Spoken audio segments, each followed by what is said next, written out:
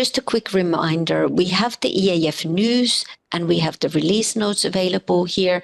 We also have the guidance. We have just published last week an updated version of the user guide, and hopefully there will be another update published before middle of July.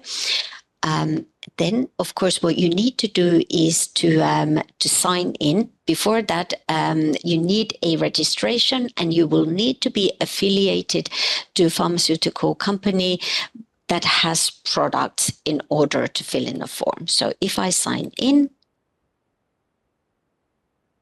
and then depending on if you have signed in before, for me that works quickly because I do this regularly and I have some password saved here.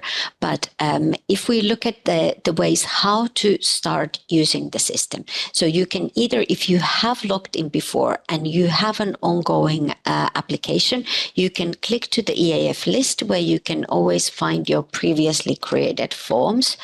So if I want to look for my forms, normally you would only see your own forms, or if you are a coordinator, you would also see forms that you have created or have been created by your colleagues.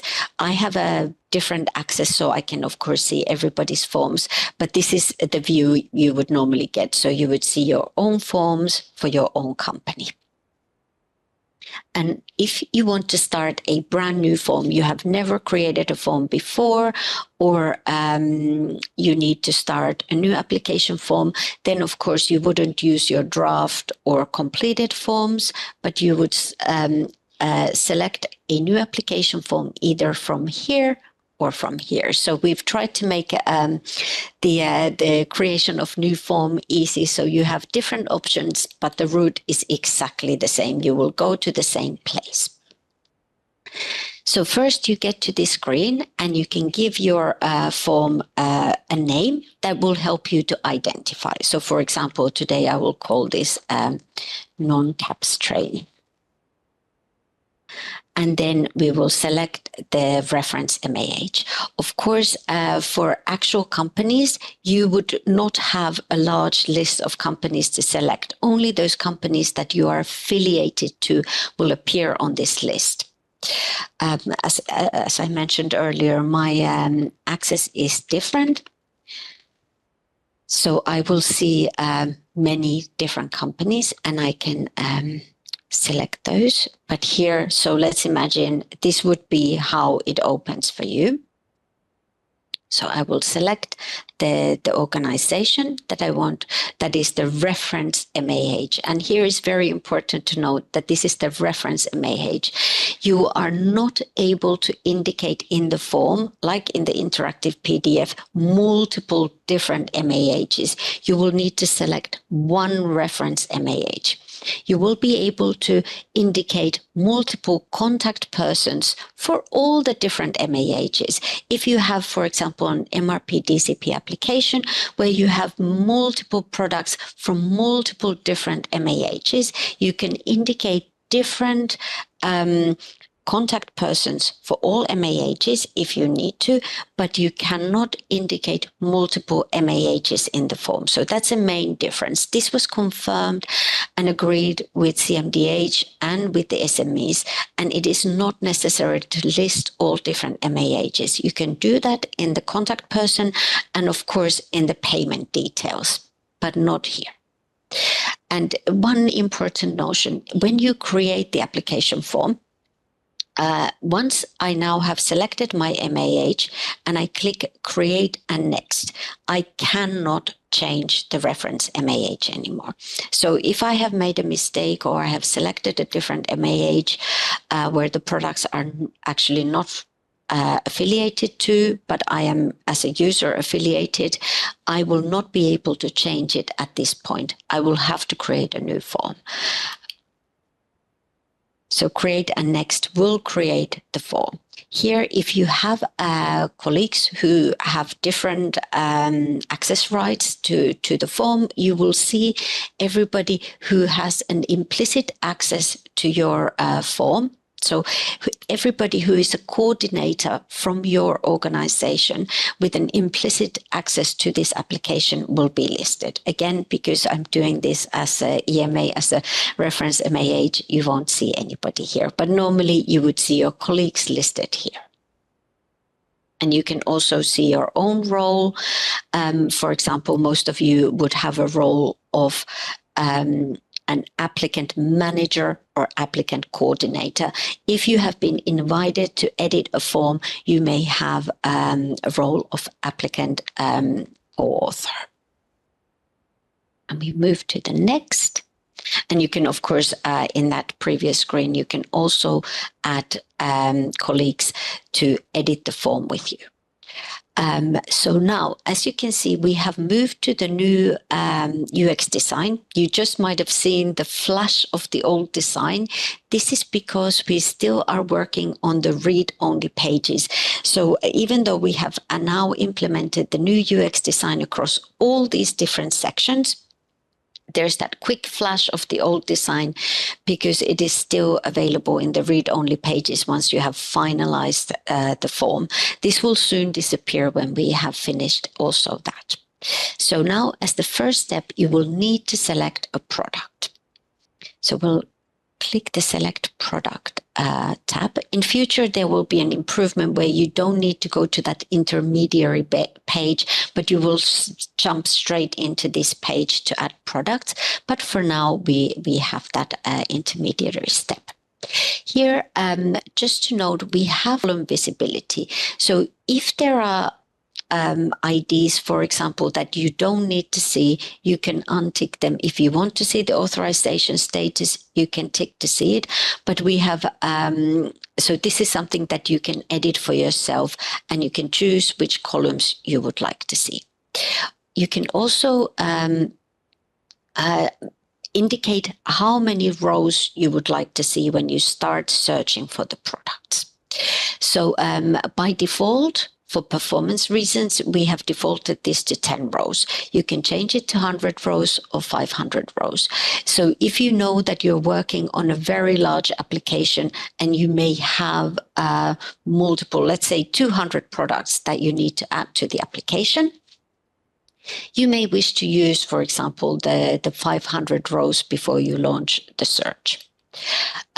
Very important to note, we have just implemented a feature where we will prevent you to select at any one time, at one go, more than 50 products. This is for performance reasons. So, for example, if I search here insulin,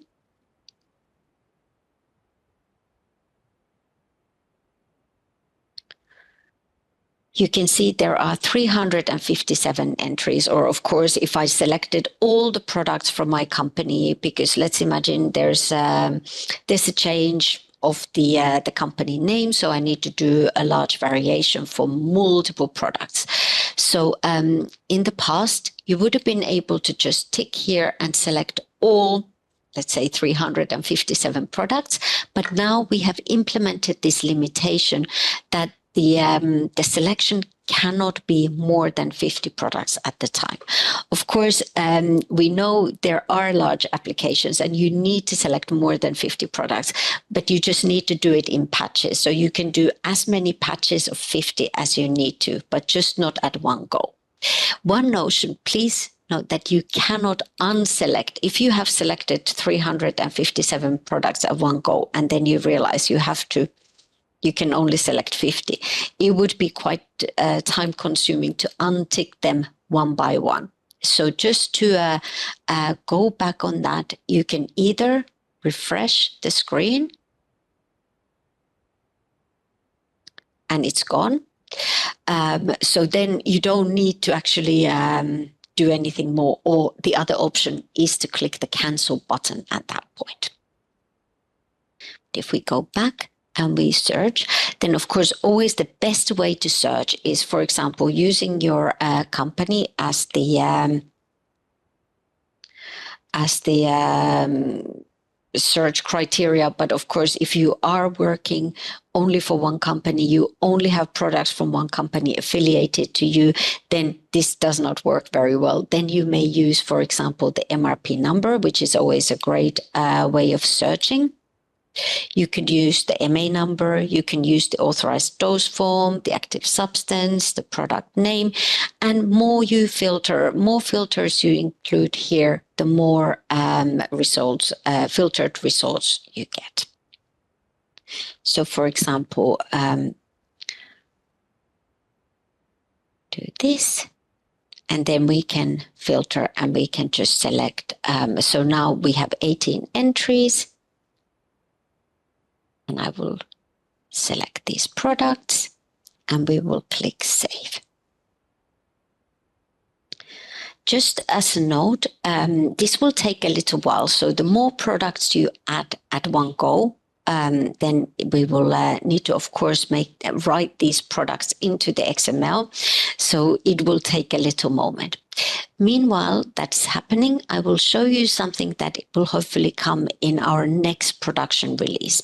So as you notice, the Save button has moved into the top, and that's not always very convenient. So we are working on a feature that will bring the Save button as a sticky button, in that it is always visible. So for example, here, if I scroll, this is not the application form I wanted to show. Need something where I have a bit more products. Apologies, not a good one either. These are just test forms that have been created by our testing team. I wanted to show you here how the Save button is now a sticky button, so it will stay. As you can see, when I scroll, the Save button stays here. So if I go to the end of a long page, I still have easy access to the Save button. Whereas today in production, this button would move to the top and it would be hidden and I would need to scroll back. So this is something that will come hopefully very soon. But meanwhile, let's move back to our training case. So here, this is the form that I have just created and the products are now saved. As you can see, we have some MRP DCP products included in this application. So we will need to, as a mandatory step, associate the MRP number to these products. So I will click here. And if I don't do that, and I go and export the form, the products will not be listed in section 2 of that PDF export. So here, if we have multiple different products or products with different MRP number, you can filter, or you can sort, or you can use different criteria to have those products visible at one time. So for example, here, if I want only the ones that have the MRP number to be visible, so there I have the 15 products, I can choose them easily like that, and we'll add the MRP variation number there. Here you can see the update button has moved here to the top. This is a bug which will be addressed in the next release. So it will move here next to this little box. But for now it's here and I can update like so. If I then clear that filter, we will then see also the other products. Now, perhaps there is a little bug as I only selected the products that had the MRP number, but now it seems that the number was also added for the non-MRP products. So I would then need to select these products. And here is a little bug. In order to delete the there is no way of delete this number. So if I now wanted to take this MRP number away from these non-MRP products, I would just simply have to put a couple of empty spaces here, and I update, and you can see the text is gone. So perhaps that was a good case to demonstrate here. So this inability to more easily remove that number is a known issue, but it seems that we also have a little issue that even if I filter, the values that are not in the filter are selected. But now we are ready to return to the previous page. Please note that we will be removing this return button because we now, with the new UX design, we have this arrow. So you can always go back to the previous page by using this arrow. And now you can see the red note is gone from here because we have indicated the MRP number for all the MRP products, and we don't have it for the other products, and we're ready to move ahead. So types of changes, again, we have the new UX design, but there are no other major changes here. So we can select the scope.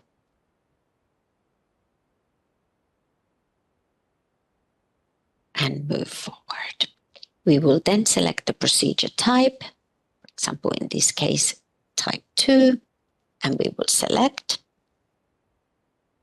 and save.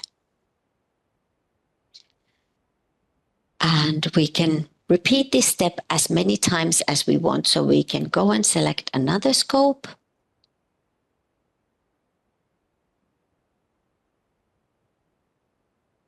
Like so. This time, let's take a type 1B and we will select. And as you can see, for this particular classification scope, there are some conditions. So we can indicate if we are meeting the conditions and if we are providing the documents. We can also add a note, even if we say yes. Or we can add a note or reason why we are not providing this document. And then we save. It's possible to remove the notes if needed. And here, if we would like to copy the scope, so clone the scope, we have multiple times the same scope. We can do this now very easily using these quick action buttons. So I will simply click here, clone, and the scope is cloned. So instead of having to manually do that multiple times, you can see I now have twice this same scope. And I can expand the details, and perhaps in one of these, I don't need the node, or I want to do something different. I can edit it and I can go back. So here. So that's as simple as that. We can always validate the section using the validate button at this point, and we can always also export the form at this point just to see how this appears in the PDF. And here, when we move to the procedural information page, we can see that some of the calculations are automatically done. So this will help with the validation of the form. So there are no errors in the form because this is all automatically calculated based on the products that you have selected. As you see, so I have selected MRP products and purely national products. The form is, of course, for human use. I've selected 3 different scopes. So this is a work sharing. I have type 1B and type 2. We can select the reference member state. So I will indicate one of these countries as the reference member state, and then all the other countries will be reflected as the concerned member states automatically. I can add the variation procedure number here, and I will indicate the changes concerned. And I can save.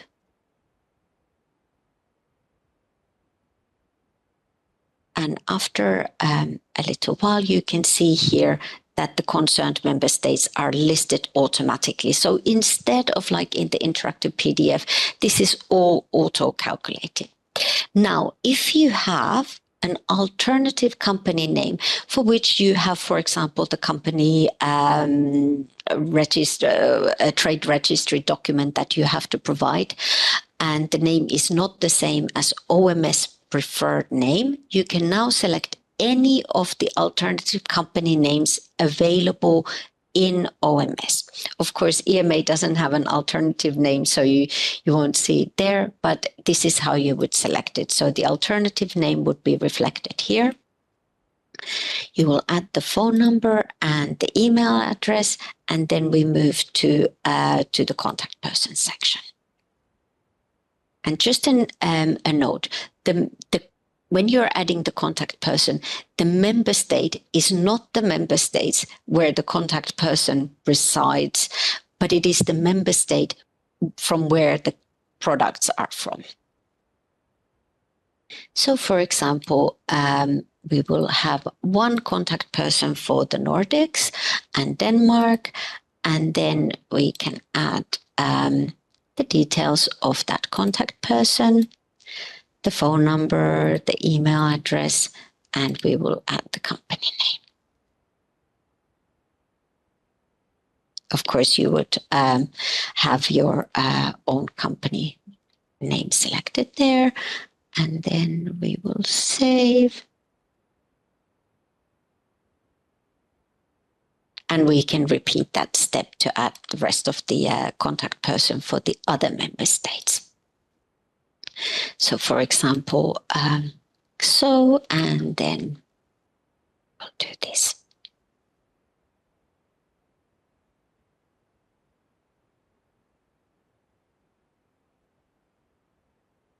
And we move forward. So we have now finished the procedural information section. We can validate, and we can move to the next section to include the proposed changes. So you have the section precise scope for change. So you would include the details exactly like in the interactive PDF. Here you would include the justification and the background for the work sharing or the details of the classification. And we will then move forward to add the changes. Now, in the past, if you didn't click save here, your changes here would be lost. But now we have added in most pages this pop-up that will tell you that there are unsaved changes. Would you like to save? Yes, of course, I would love to save. So then we can move forward. Here, I can link the scopes and the products.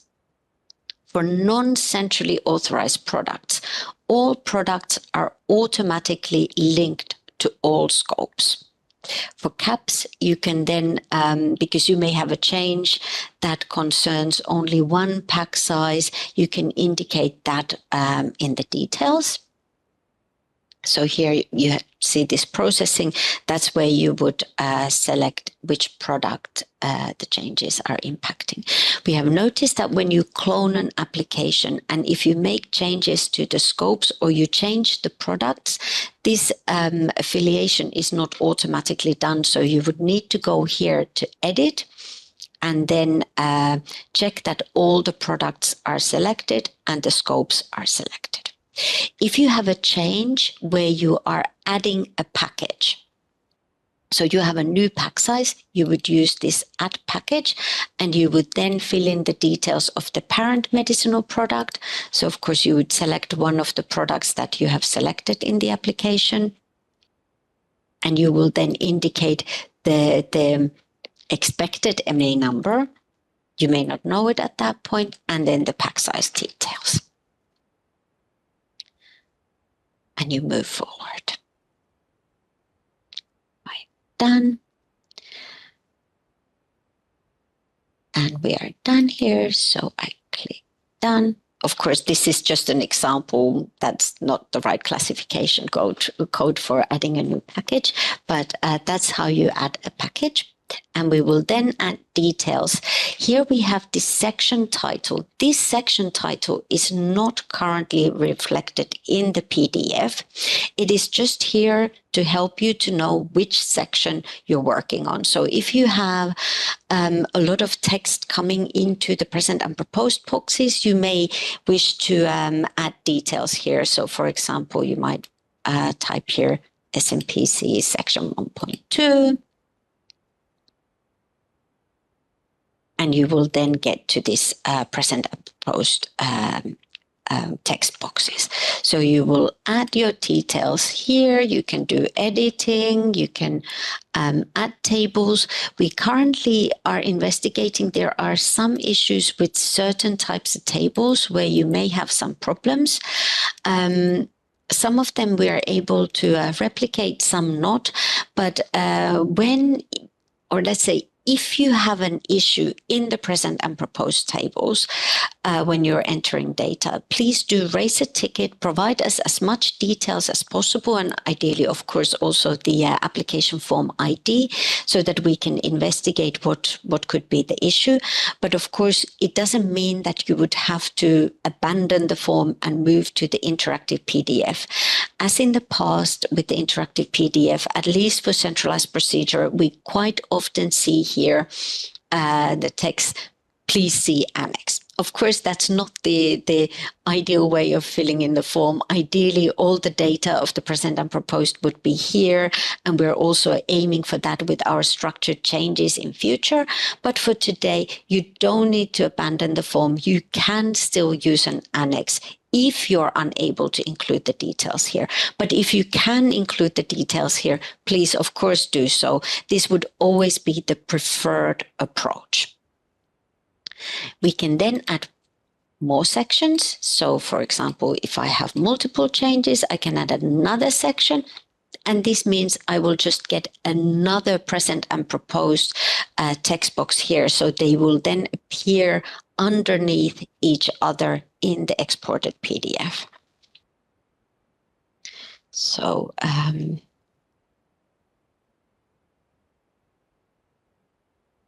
we can edit.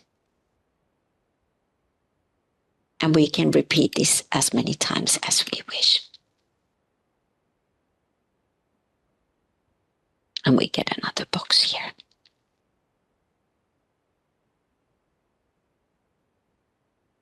Like so, and we can save. If we have a change that concerns organizations, we can then use this add present and proposed organization. For centralized procedure, this is mandatory, and you saw that tick box there earlier to indicate if the change does not concern an organization. You need to select the present and proposed organization from OMS. For the present organization, you can search using all active locations or all inactive locations. Or it could happen that you cannot find the organization here, and then you will have to, or you can manually indicate that the organization is not selectable.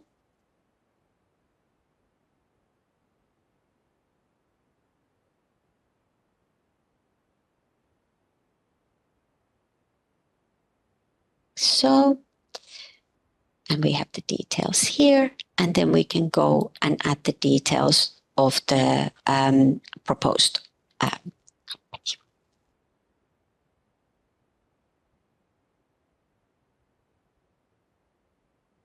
like so, and we select. We can add, of course, the details, contact details, and we're done. And the organizational details are presented here. They can be edited or removed if needed, and we can save. And we need to do this for all scopes that we have selected in order for them to appear. So we can go back to this main page and say add changes, and we can then add the rest of the scopes. Do this really quickly. We don't have to add a section title if we don't have one. And in future here, we will be implementing a lot of improvements where you can enlarge one side of these boxes. You will be able to reorder the different sections. This is something that will hopefully be coming in the early part of Q3. So this is the improvements that we were unfortunately not able to deliver when we provided this new UX design. But they are coming. We've now finished with the proposed changes, and we can move to the additional information section. Because I did not indicate that this is a new indication or this is an orphan product, I don't get the 4A. This is also not a pediatric change, so I don't get the section 4B. I can here indicate for type 2 variations if this is applicable for extended data exclusivity. I click not applicable and we save. But other sections will appear here if you have, for example, a new indication. We can then move to the finalization section. If there's a change, for example, to the package leaflet or SPC, we will then also get the information on the harmonized product information for MRP, DCP, and national products. But before then, we will need to fill in the declaration of the applicant. So we will tick all the relevant boxes, and we will indicate when the changes will be implemented. For example, upon approval on the next printing run, or we can select a date from the calendar. We will declare that there are no other variations. If you want to provide further details in the note, you can. If there's an exception and you can't confirm, then you must provide note details in the note. If we tick yes here, we can then add the details of the procedure where the product information has been harmonized as a part of an Article 30 or Article 31 referral. And similarly, if there has been a variation work sharing, we will then just add details here. And then the sections here, like so. Here we can indicate the details of the payment. So if the fees have already been paid, so we can say what you have paid and to who, and then you can select from the list of member states for which countries you have made the prepayment for. So, and if you have not yet made the payment, you can provide the payment details here.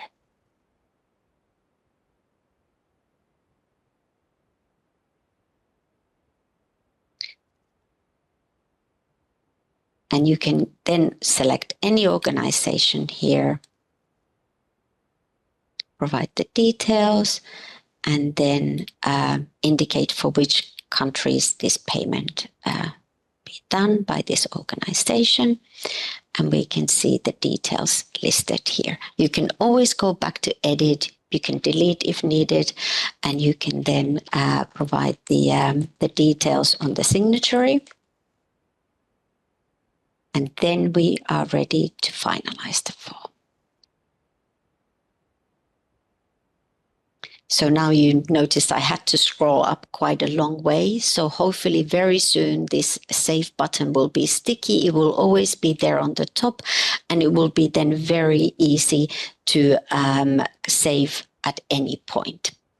So now we would like to finalize the form. You see we're running about 5 minutes late from our Q&A session, so I'm nearly finished. So now we can see that everything looks green. So far, so good. Let's see if our export was triggered. This happens sometimes that when we click finalize or click export, it does not trigger the export immediately. Let's try that again.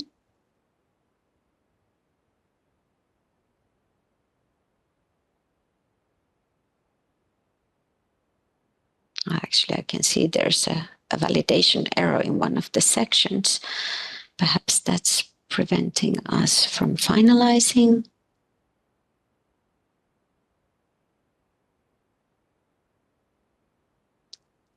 Let's see. I did not provide the contact details. So let's save.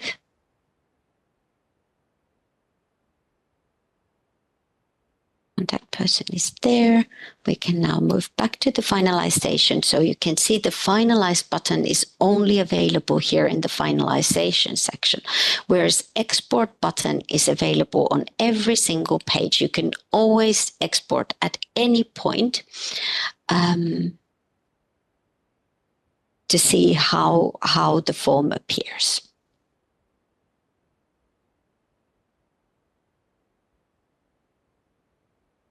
Good. Here you can also see the new UX design of the export page.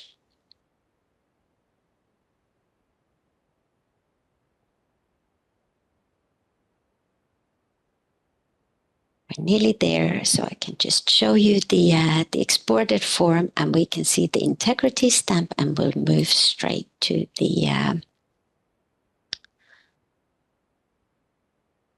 Q&A. Now, I guess you won't be able to see that, or maybe you will. Can someone confirm that you can see the PDF on the screen? Yes, we can see the PDF. Fantastic, good, because I opened it in the browser. Good. So here you can see it looks very, very similar to the our familiar, beloved interactive PDF eAF. We have the details of the variation number when we generated the form there, and then we can easily jump across the section. So we can see the details of the reference member state, the concerned member states. We have all these sections filled in. So as opposed to in the interactive PDF, we don't need to type and select and think, oh, is this a work sharing? Is this a grouping? This is all pre-filled for you by automated calculations in the system. If I had an alternative company name, it would be listed here between the company name and address with the title alternative company name. All the other details are, of course, always the same for the alternative companies. We have the two different contact person sections available here. We have all the details of the products listed here. So you remember we had national products, which are listed here without the MRP number. And with the MRP number, we have listed these MRP products here.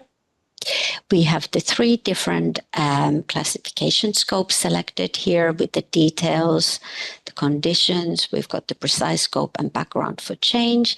And then we have details of the changes. And here you can see the sections that I added in the present and proposed. Here we are still considering if we should show the section text here or not. We kind of keep on receiving conflicting requests, so this is still something that we may decide to do or not, depending. So please provide us feedback if you would like the section name as you entered in the UI to be visible here. We can see the present and proposed organization. You see, I entered these details manually, whereas the proposed organization you always must select from OMS. This is the new package that we created as a part of this variation. And actually, in the UI, you would be able to see it as pending entry. So if you have a change, but of course, the pending details are not shown here, but it is listed in section 2.